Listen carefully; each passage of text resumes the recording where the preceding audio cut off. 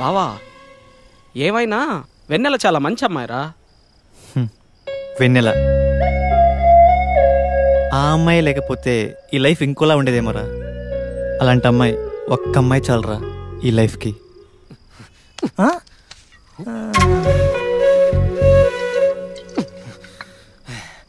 అయిపోయిందిరా, అంతా అయిపోయిందిరా. అమ్మాయి రాసులు అది ఎప్పుడు కోపంగా ఉంటుందో, ఎప్పుడు కూల్గా ఉంటుందో. ఏమైందిరా బానే ఉంటున్నారుగా? కోడి కష్టాలు పీసులు తినే నీలాంటి వాడికి ఏం తెలుస్తారా? ప్రాబ్లం ఏంట్రా? ఒక్కటని కాదురా, అదొక ప్రాబ్లంల ప్యాకేజీ. ఎక్కడికి వెళ్ళాలన్నా చెప్పి వెళ్ళాలంటుందిరా. నా జుట్టు, నా గోల్డ్, నా షర్టు, నా ప్యాంటు, నా నవ్వు, నా ఏడుపు అన్ని తనకు నచ్చినట్టే ఉండాలంటుందిరా. అంత జాగ్రత్తగా చూసుకుంటుందారా? పీకేవల పిల్లాకులు పొరా బోండా. బిజీగా ఉన్నప్పుడు ఫోన్ చేస్తది. గాజులని, రింగులని, బొంగులని, అది బాగుందా ఇది బాగుందా, నలుపు తెలుపు ఎరుపు ఆడసోది మామా. అయితే ఫోన్ ఎత్తకు. ఫోన్ ఎత్తలేదనుకో టింగుమని మెసేజ్ పెట్టేస్తది. నా మీద నీకు ప్రేమ తగ్గిపోయిందిలే అని. ప్రేమ ఏమన్నా నెత్తి మీద బొచ్చారా రాను రాను తగ్గిపోవడానికి? నేను ఏ చిన్న తప్పు చేసినా గుర్తు పెట్టుకుంటుందిరా. అది కడుపుకి అన్నం తింటుందా, మెమరీ కార్డులే తింటుందా? ఆడ మగాని తేడా చూడదురా. మాటకు మాట ఓ ఎక్కేస్తది. అసలు సర్దుకుపోదామన్న సాఫ్ట్వేరే లేదు మామ దానిలో. అరే లవర్ అంటే ఒక ముద్దు ముచ్చట కొంచెం ఫీల్ ఉండాలి. దీనిలో మొత్తం ఫైరే ఉంటుందిరా. నాకు ఫ్యూచర్ తలుచుకుంటే భయం వేస్తుందిరా.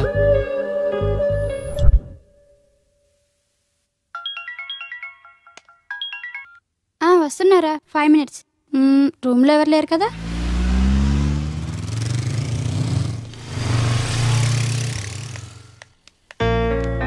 అమ్మా, మా అమ్మ ఇప్పుడు ఈ హాస్టల్లోనే ఉంటుంది తెలుసమ్మా? తెలుసు అంకుల్, తను మా రూమే. ఊరు నుంచి వస్తున్నాను చెప్పాను, ఫోన్ చేస్తే కలవట్లేదమ్మా. 1 minute అంకుల్, నేను తన ఫ్రెండ్ నెంబర్ కాల్ చేసి కనుక్కుంటాను. అలాగేనమ్మా.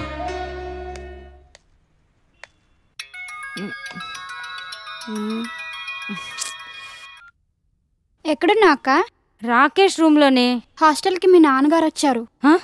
ఓ షిట్, మర్చిపోయాను. ఏదో ఒకటి చెప్పి మేనేజ్ చేయవే, నేను ఈవినింగ్ వస్తాను. ఏమని చెప్పను?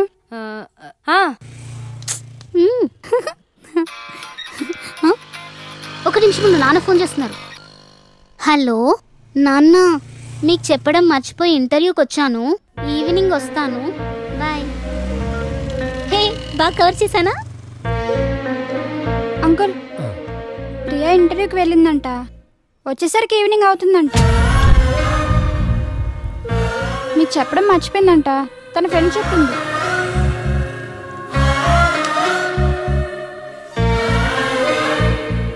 ఇంటర్వ్యూకే వెళ్ళింది కదమ్మా? ఇంటర్వ్యూకే వెళ్ళింది అంకుల్. సరేనమ్మా, నేను సాయంత్రం వస్తాను.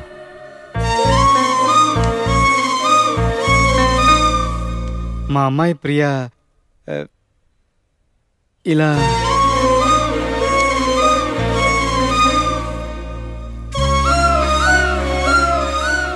చచా, నాకు నమ్మకం ఉందమ్మా. కానీ ఇలాంటి వాళ్ళని చూసినప్పుడే ఏదో భయం వేస్తుంది. కానీ నా కూతురు అనుకున్నప్పుడు నమ్మకంగా ఉంటుంది. నాకే కాదమ్మా, కూతురున్న ఏ తండ్రికైనా ఇలాగే ఉంటుంది. మీ నాన్నకైనా ఇలాగే ఉంటుందమ్మా. మరి వాళ్ళకి తల్లిదండ్రులు గుర్తున్నారమ్మా? సరే, జాగ్రత్త అమ్మా.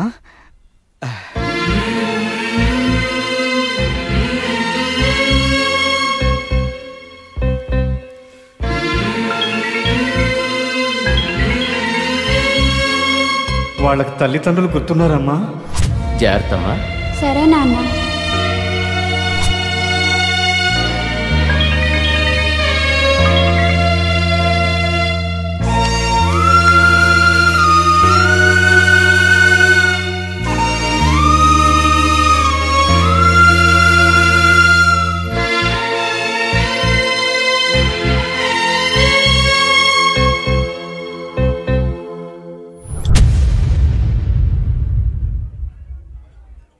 నువ్వు మీ ఫ్రెండ్స్తో ఉండటం నాకు ఇష్టం లేదు అంతే. సరే ఉండను. ఇవాళ ఇది, రేపు ఇంకొకటి. ఇలా జీవితాంతం కాంప్రమైజ్ అవుతూనే ఉండాలా? నా కోసం ఆ మాత్రం కాంప్రమైజ్ కాలేవా? సరే మరి నువ్వు నా కోసం ఏం కాంప్రమైజ్ అయ్యావు కదా? కాంప్రమైజ్ అనే పదం నీ దాకా వచ్చేసరికి కష్టంగా ఉంది కదూ? ఓహో, మరి కొత్తలో కలిసినప్పుడు ఎండాకాలంలో వర్షాలు పడుతున్నాయి, నీ ఇష్టమే నా ఇష్టమని ఎందుకన్నావు? కొత్తగా కలిసిన ఎగ్జైట్మెంట్లో ఏదో అంటాం. అవన్నీ పట్టించుకుంటే ఎలా? కొంచెం ప్రాక్టికల్గా ఆలోచించు. ఇద్దరం సంతోషంగా ఉండాలంటే ఒకరిష్టాలని ఒకరు గౌరవించుకోవాలి. అంతేకాని అంతా నేను చెప్పినట్టే జరగాలని అనుకోకూడదు. మనం అనుకుంటే ప్రేమ, నేను అనుకుంటే స్వార్థం. నాకు మనం కావాలి, నీకు మనం కావాలో నువ్వే కావాలో నిర్ణయించుకో.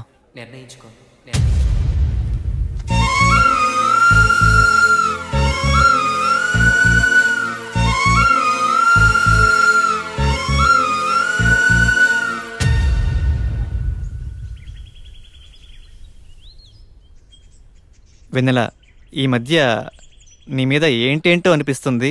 అదేంటో నువ్వైనా క్లారిటీ ఇస్తావా? ఆహా, ఏమనిపిస్తుంది? ఇద్దరం పార్కులో మనసు విప్పి మాట్లాడుకోవాలని. ఆహా, నీకిష్టమైన టెంపుల్కి మనిద్దరం వైట్ డ్రెస్లో వెళ్ళి దేవుడికి దండం పెట్టుకొని, నువ్వు నా నుదుటిపై కుంకుమ పెట్టి, ఇద్దరం కొబ్బరి తింటూ నువ్వు నా భుజంపై తలవాల్చుకొని మాట్లాడుతుంటే ఆ రొమాన్స్ ఫీల్ అవ్వాలని. ఆహా, ఇంకేమనిపిస్తుంది? అప్పుడప్పుడు రెస్టారెంట్కి వెళ్ళాలని, ఎవరైనా అవ్వ కనిపిస్తే 10 రూపాయలు ఇవ్వాలని, నాకిష్టమైన బ్లాక్ డ్రెస్లో నీ నుదుటిపై కిస్ చేయాలని. ఈ ఫీలింగ్స్నే ఏదో అంటారంట, నాకైతే తెలియదు. నీకేమైనా తెలుసా? నాకు కూడా తెలీదు. నువ్వు చాలా తెలివిగా మాట్లాడుతున్నావు వివేక్. నీకన్నానా? I love you.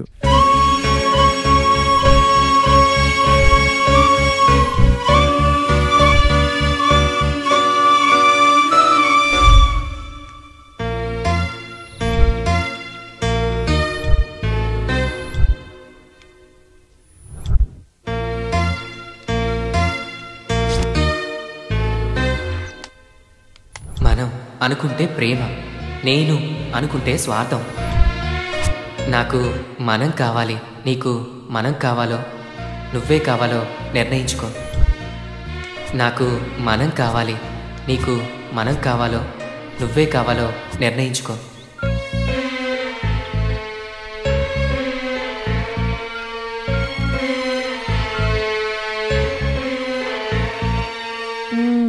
లిపు, చెప్పు. నాకు మనమే కావాలిరా. So sweet. Thank you.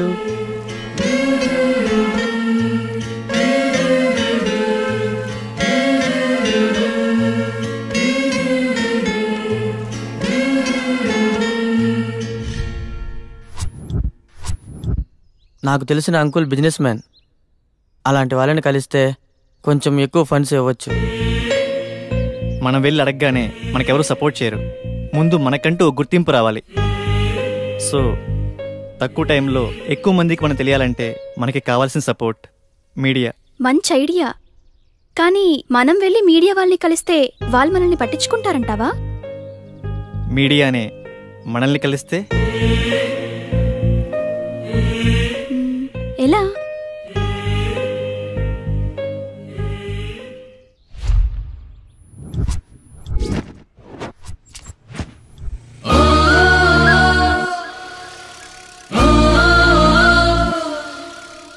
యువకుల కదం ప్రగతికి పథం, సేవాగుణం మన ఆయుధం.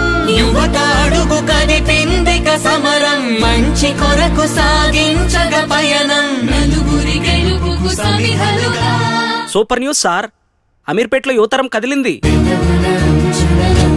చిందగ పలికిన పదములు మన పేరవ్వగ మరణం గెలిచిన మనిషిగా బ్రతకగా ప్రతి ఎదలోతున నిలిచిన చాలు కదా. సాఫ్ట్వేర్ ఎంప్లాయీస్ అయ్యండి ఇలా మీరు యువతరం టీషర్ట్స్ వేసుకుని ర్యాలీ చేస్తున్నారు. అసలు మీ మోటివ్ ఏంటి? వెనకంటే వీలుందనేస్తం నువ్వు పొందే ఆనంద భాష్పం. పిల్లలకు హెల్ప్ చేయాలనే మీ మోటివ్ చాలా ఇన్స్పిరేషన్ గా ఉంది. మీడియా వైపు నుండి మేము మీకు ఫుల్ సపోర్ట్ చేస్తాం. Thank you. అమీర్పేటలో యువతరం కదిలింది. అనాథ పిల్లలకు హెల్ప్ చేయడం మనందరి బాధ్యత అంటున్నారు. దీనికి మీరేమంటారు? ఎప్పటి నుంచో నాకు వచ్చే శాలరీలో మంత్లీ ఎంతో కొంత హెల్ప్ చేద్దాం అనుకున్నా. ఇప్పుడు ఈ యువతరం టీం ద్వారా నా వంతు సాయం నేను చేస్తాను. నేను కష్టాల్లో ఉన్నప్పుడు నాకెవరూ హెల్ప్ చేయాలా, నేనెందుకు హెల్ప్ చేయాలి? ఆకలంటే ఏమిటో నాకు తెలుసయ్యా. ఇదిగో నా వంతుగా 100 రూపాయలు. మా ఇన్స్టిట్యూట్ తరపున అనాథ పిల్లలకు కంప్యూటర్ ట్రైనింగ్ ప్రొవైడ్ చేద్దాం అనుకుంటున్నాను. It's a good thought.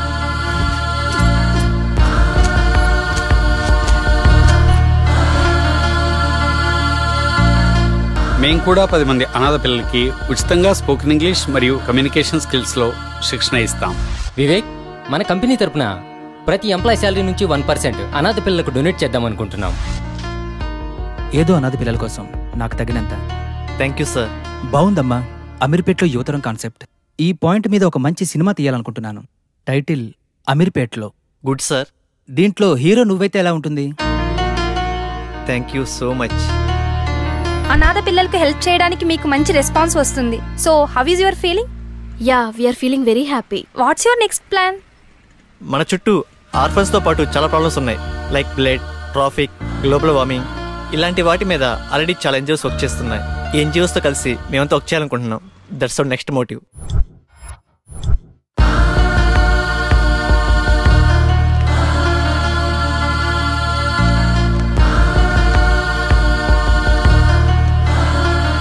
Donate blood, save life.